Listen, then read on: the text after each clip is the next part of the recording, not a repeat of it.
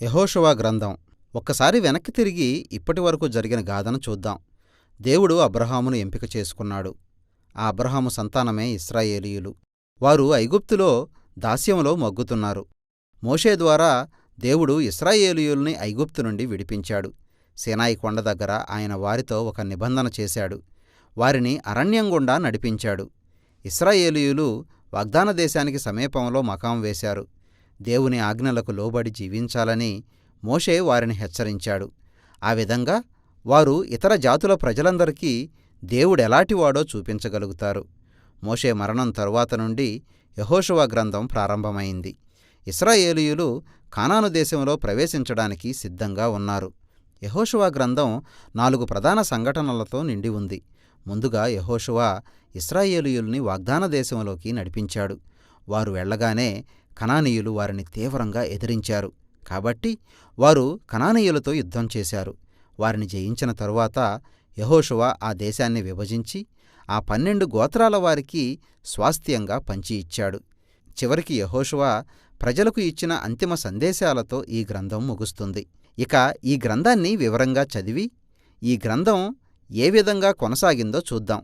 మొదటి భాగం మోషే మరణంతో ప్రారంభమైంది. ఇశ్రాయేలీయుల తరువాతి నాయకుడుగా యెహోషువ నియమించబడ్డాడు. గ్రంథ రచయిత ప్రయత్నపూర్వకంగా యెహోషువని కొత్త మోషేగా పరిచయం చేశాడు. మోషే చేసినట్టే యెహోషువ కూడా ధర్మశాస్త్రాన్ని అనుసరించాల్సిందిగా ప్రజల్ని ప్రోత్సహించాడు. అంటే సీనాయి కొండ దగ్గర దేవుడు వారికిచ్చిన నిబంధన ఆజ్ఞలన్నమాట. తరువాత సంఖ్యాకాండం 13, 14 అధ్యాయాల్లో మోషే పంపినట్టు యెహోషువ కూడా ఆ దేశంలోకి గూఢచారుల్ని పంపించాడు. అయితే ఈసారి అది సవ్యంగానే జరిగింది. వాస్తవానికి కొంతమంది కనానీయులు ఇశ్రాయేలు దేవుణ్ణి నమ్మి ఆయన్ని అనుసరించారు.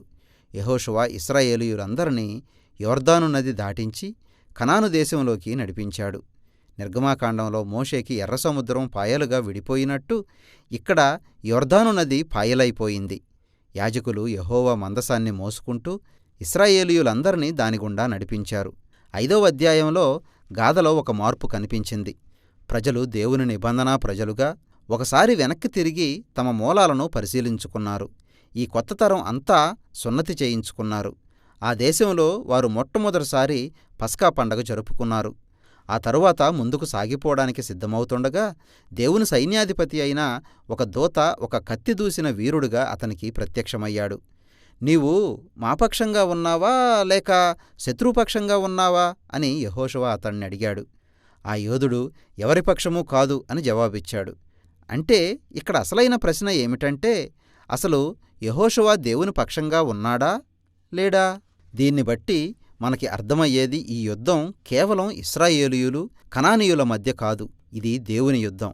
ఇశ్రాయేలీయులు కేవలం ప్రేక్షక పాత్ర వహించాలి, లేక కొన్నిసార్లు దేవుని ప్రణాళికలో సహకారుల పాత్ర వహించాలి. ఇది మనల్ని తరువాతి భాగానికి నడిపిస్తుంది. ఇశ్రాయేలీయులు కనానీయులతో చేసిన అనేక యుద్ధాలను మనం ఇక్కడ చదువుతాం. ఇందులో మొదటి భాగం 2 యుద్ధాలను వివరంగా చెప్పింది. రెండో భాగంలో అనేక చిన్న చిన్న వృత్తాంతాల్లో సంవత్సరాల తరబడి సాగిన యుద్ధాలన్నీ కలగలిపి చెప్పబడ్డాయి. మొదటి 2 యుద్ధాలు యెరికో, హాయి అనే రాజ్యాలకు వ్యతిరేకంగా జరిగాయి. ఈ 2 యుద్ధాల్లో దేవుని నమ్మకత్వం, ఇశ్రాయేలు వైఫల్యం కొట్టొచ్చినట్టు కనిపిస్తాయి. యెరికో విషయంలో ఇశ్రాయేలీయులు కేవలం నిష్క్రియాపరమైన వైఖరిని అనుసరించాలి. దేవుని సన్నిధైన ఆయన మందసం తమ ముందు నడుస్తుండగా వారు 6 రోజులు ఆ నగరం చుట్టూ తిరగాలి. బహుశా రాహాబు ఇశ్రాయేలు దేవుని వైపు తిరిగినట్టు యెరికో ప్రజలంతా చేస్తారేమో అని ఆశ కావచ్చు. కాని వారు అలా చేయలేదు. కాబట్టి 7వ రోజు యాజకులు బూరలు ఊదారు. యెరికో కోటగోడలు కూలిపోయాయి. ఇశ్రాయేలీయులు విజయం సాధించారు. ఈ గాథ ముఖ్యమైన అంశం ఏమిటంటే తన ప్రజల్ని విమోచించేవాడు దేవుడే. ఇశ్రాయేలీయులు చేయాల్సిందల్లా ఆయన్ని నమ్మి కనిపెట్టాలి. తరువాత జరిగిన గాథలో వారు దీనికి సరిగ్గా వ్యతిరేకంగా చేశారు. ఇశ్రాయేలీయుల్లో ఆకాను అనే వ్యక్తి ఉన్నాడు. అతడు యెరికో యుద్ధంలో దేవునికి అర్పించిన కొన్ని వస్తువుల్ని దొంగిలించాడు. అయితే దాని విషయం అతడు అబద్ధం చెప్పాడు.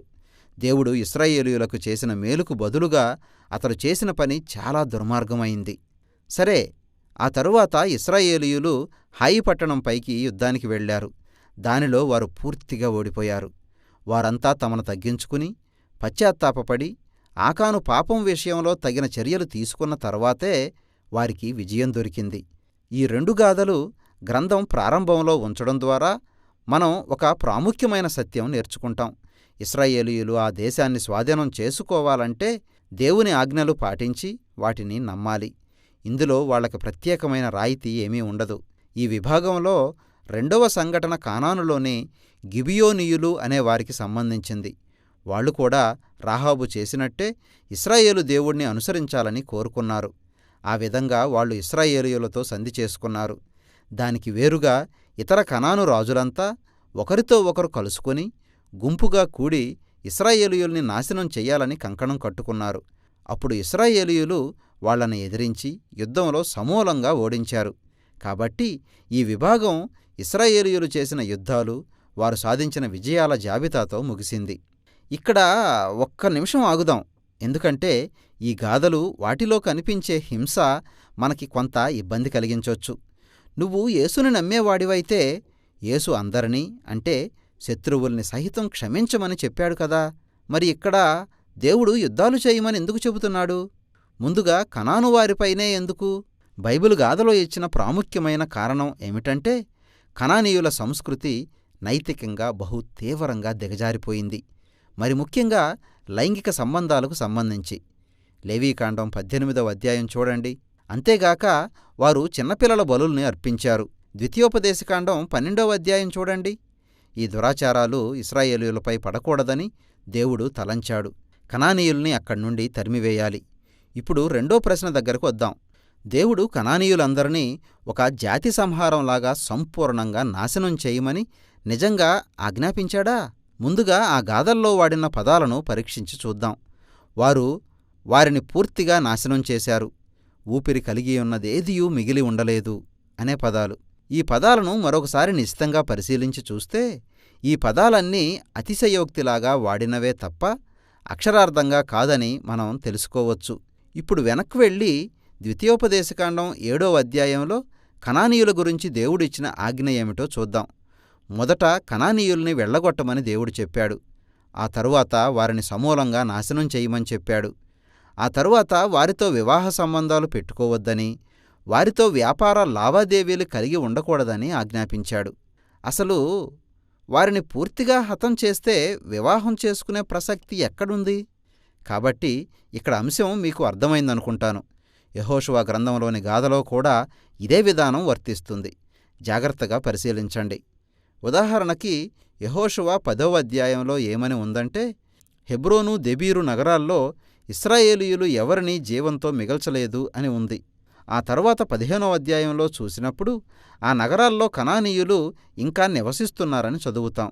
కాబట్టి మనం అర్థం చేసుకోవాల్సిందేంటంటే రచయిత గతంలో యుద్ధాల్ని ఏ విధంగా వర్ణించాడో అదే విధమైన అక్షరార్థంగా తీసుకోదగని అతిశయోక్తిని తన రచనా శైలిలో ఉపయోగించాడు. కాబట్టి జాతి సంహారం అనే మాట ఇక్కడ వాడిన వివరణలో కేవలం అతిశయోక్తిగానే వాడారు. అంతేగాక ఇశ్రాయేలు దేవుని నమ్మి ఆయన వైపు తిరిగిన రాహాబు, గిబియోనీయులు మొదలైన వారి గాథల వెలుగులో చూస్తే ఎవరైతే తనను వెంబడించడానికి ఇష్టపడతారో వారిని దేవుడు అంగీకరిస్తాడు. ఇక ఈ గాథల విషయంలో చివరి అంశం ఏమిటంటే ఇవన్నీ ఇశ్రాయేలు చరిత్రలో ప్రత్యేకమైన సంఘటనలుగా నిలిచిపోయాయి. ఈ యుద్ధాలన్నీ కనాను దేశంలో నివసించే చిన్న చిన్న ప్రజాగుంపులకు సంబంధించినవి. మిగిలిన అన్ని దేశాల ప్రజలతో మాత్రం ఇశ్రాయేలీయులు శాంతి సమాధానాలను కోరుకోవాలని దేవుడు ఆదేశించాడు. ద్వితీయోపదేశకాండం 20వ అధ్యాయంలో చూడండి. కాబట్టి ఇక్కడ కనిపించే యుద్ధాల వివరణ పాఠకుల్ని దేవుని పేరుతో వెళ్ళి హింస జరిగించమని ఎన్నటికీ బోధించలేదు. దానికి బదులుగా మానవ పాపంపై దేవుడు చరిత్రలో ఆయా కాలాల్లో అమలు జరిగిన దేవుని న్యాయాన్ని మాత్రమే సూచిస్తాయి. అంతేగాక కనానీయుల చేతిలో నాశనం కాకుండా ఇశ్రాయేలు ప్రజల్ని ఏ విధంగా సంరక్షించాడో తెలియజేస్తాయి. మనం తిరిగి ఈ గ్రంథ నిర్మాణంలోకి వెళ్దాం. సంవత్సరాల తరబడి యుద్ధాలు చేసిన తరువాత యెహోషువ ముసలివాడైపోయాడు. ఇశ్రాయేలు 12 గోత్రాల వారికి ఆ దేశాన్ని పంచిపెట్టడం ప్రారంభించాడు. ఈ భాగంలో ఎక్కువ శాతం ఆయా స్థలాలకు ఎల్లల వివరణగా కనిపిస్తాయి. నిజంగా చెప్పుకోవాలంటే ఇవి చాలా విసుగు తెప్పిస్తాయి. బొమ్మలేమీ లేని దేశపటాలు చూపిస్తున్నట్టు ఉంటాయి. కానీ ఇశ్రాయేలీయులకు మాత్రం ఈ జాబితాలు చాలా ప్రాముఖ్యం. అబ్రహాము అతని సంతానం వాగ్దాన దేశాన్ని స్వాధీనం చేసుకుంటారు అనే దేవుని వాగ్దానాల నెరవేర్పుకు అవి స్పష్టమైన రుజువులుగా ఉన్నాయి. ఆ వాగ్దానాలు ఇప్పుడు వివరంగా నెరవేర్పుకు వస్తూ ఉన్నాయి. ఇప్పుడు మనం చివరి భాగంలోకి ప్రవేశిస్తున్నాం. యెహోషువ ప్రజలకు 2 సందేశాలు ఇచ్చాడు. ద్వితీయోపదేశకాండం చివరిలో మోషే ఇచ్చిన సందేశాలకు అవి దగ్గరగా ఉన్నాయి. దేవుని కృపా వాత్సల్యాలని యెహోషువ వారికి జ్ఞాపకం చేస్తూ ఏ విధంగా ఆయన వారిని ఈ దేశానికి తీసుకువచ్చాడో, కనానీయుల నుండి కాపాడాడో వివరించింది. కనాను దేవతలను పూజించడం మాని దేవునితో వారు చేసుకున్న నిబంధనకు కట్టుబడి ఉండమని అతడు వారికి పిలుపునిచ్చాడు. వారు అలా చేస్తే అది వారికి ఆ దేశంలో జీవాన్ని, ఆశీర్వాదాన్ని కలిగిస్తుంది. వారు గనక దానికి అపనమ్మకంగా ఉంటే కనానీయులపై ఎలాంటి దైవిక తీర్పు వచ్చిందో అలాంటిదే వారి మీదకు కూడా వస్తుంది. వారు తమ దేశం నుండి పరాయి దేశంలోకి చెరగా వెళ్ళగొట్టబడతారు. యెహోషువ ఇశ్రాయేలీయుల్ని ఒక ఎంపిక చేసుకోమన్నాడు. ఇశ్రాయేలు ఏం చేయబోతుంది? ఈ గాథ ముగుస్తుండగా ఇదొక పెద్ద ప్రశ్నగా మిగిలిపోయింది.